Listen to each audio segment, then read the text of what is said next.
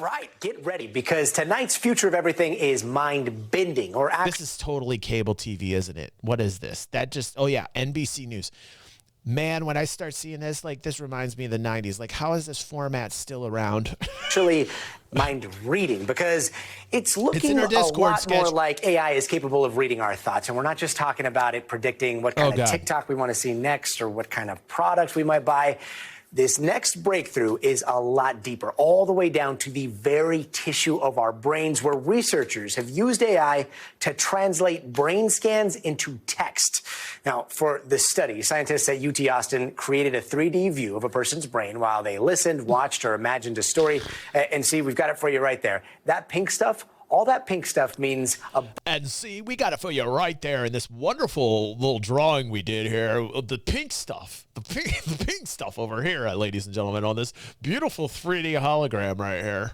This brain, if you will. What a crappy, who's their digital artist over there? Above average brain activity, and the blue spots have below average brain activity. And to us, we see. Yep, I had one of these done, and it was all teal. It was like a teal color. There was no pink in it. That and we're like, okay, that part's activated, that part's not. Or researchers say the AI was able to read the brainwaves and translate all of that you're seeing right there into English and turn it into what looks like inner dialogue.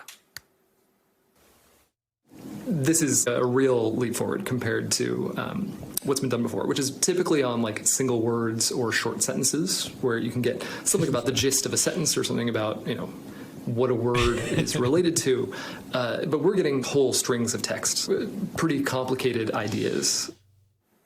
Okay, so what does that actually look like? Check this out. Here are the volunteers, and the volunteers were asked to watch a movie clip without audio, and this is what the AI described. You're seeing it right there, actual stimulus, and they described, I see a girl that looks just like me get hit on her back, and then she is knocked off, end quote. The eyes saw it, the brain processed it, and the AI typed out what they were thinking. I'm still trying to figure out how that would even work. With us now is Nita Farahani. She is a futurist, an ethicist, a law professor at Duke University, the author of Battle for Your Brain, Defending the Right to Think Freely in the Age of Neurotechnology. Welcome, Doctor. So researchers are saying that they hope that this could one day help victims of like a stroke. But how do you see this type of technology being used? I think if this technology was being used right now and it could read my mind by just me looking at the situation, it would probably say that this woman spends way too much time doing this and that she needs to go outside and perhaps, you know, relax on the beach or talk with some friends, some real people. I think that's what my brain would be saying right now. Like, if this technology were in my cam right now, it would say, wow, this woman really needs to go outside and experience what sunshine feels on her skin. It has tremendous promise in that it actually offers potentially people who have locked-in syndrome, suffering from ALS or other conditions, to be able to have their thoughts interpreted into speech so that they could communicate with the outside world. It also has potential for everyday people to use it. And when that starts to happen, I start to worry about what it looks like for mental privacy and for freedom of thought of individuals. Listen, there's no way humans are going to be cool with that. Nobody wants anybody reading their minds. This technology is going nowhere. Like, this is just going to be used by corpos to try and figure out what it is that you're thinking directly for advertising. It's going to be built in to like Meta, Apple, like any piece of hardware that can actually look at your eyes, you know, especially headsets, for God's sake. Why do you think Zuck is working so hard to recreate Facebook? He needs that data, you know, he's going to be able to get it with this technology, man. So yeah, you're going to have to put some type of regulation here, and our politicians have to be smart enough to regulate the shit out of this, because nobody wants their mind read on the regular, in secret or out in public. Nobody wants that. Not one human would ever want their secret thoughts being put out there at all, you know. It'd be crazy. You should see what I'm thinking right now. Now, just to be clear, like in this case, people are sticking electrodes. I mean, there's a lot of monitoring. No, there's no electrodes. There's a lot of so one of the things, one of the things that's extraordinary about this is there are no electrodes. This is a big machine. It's a functional magnetic resonance imaging machine. That means that people went into this machine non-invasively without any electrodes inside of the brain. that they were able to pick up blood flow changes in their brain. And one of the things that's incredibly remarkable about this study is not only the precision of what they picked up, but then they decided to test and see if the model that they created, which was using GPT-1, generative AI, we're all talking about ChatGPT these days, they wanted to see if they could use that same classifier on a portable system. We're going to clamp your head down. I had one of these scans one time in an MRI, man. I'll tell you what, I am like claustrophobic. That's one of my fears, dude, is like being buried alive. That's like on the top. Didn't I give my list of fears one time on the morning show? I think I did. I think green fire was number 5. I think being buried alive was probably number 1. Being buried alive, number 1. Burned alive, number 2. Number 3, drowning. Number 4, jumping out of an airplane without a parachute, or the parachute malfunctions, would be 4. And I would never put myself in that position, so I don't have to worry about 4.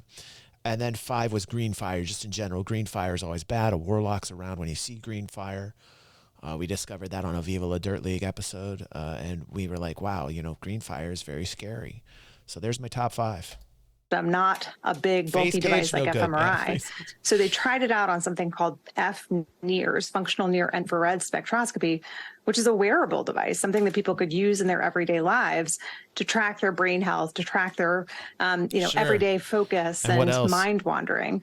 They found that they could get the same level of precision using that kind of portable device with the classifier that they had developed.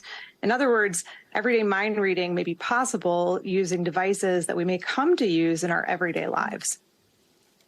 It's non-invasive. I would use this on myself because a lot of times I don't even know what I'm thinking.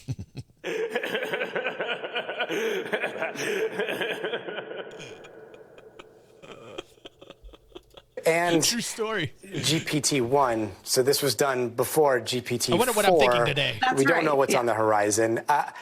Your book talks about mental privacy. Yeah, right. What are your concerns when it comes to AI and other neurotechnologies that could infringe on that?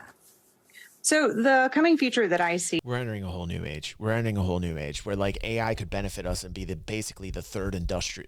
This could be another round of the industrial revolution. This could be like a whole industrial revolution here with AI. So like I see the benefits from it, right?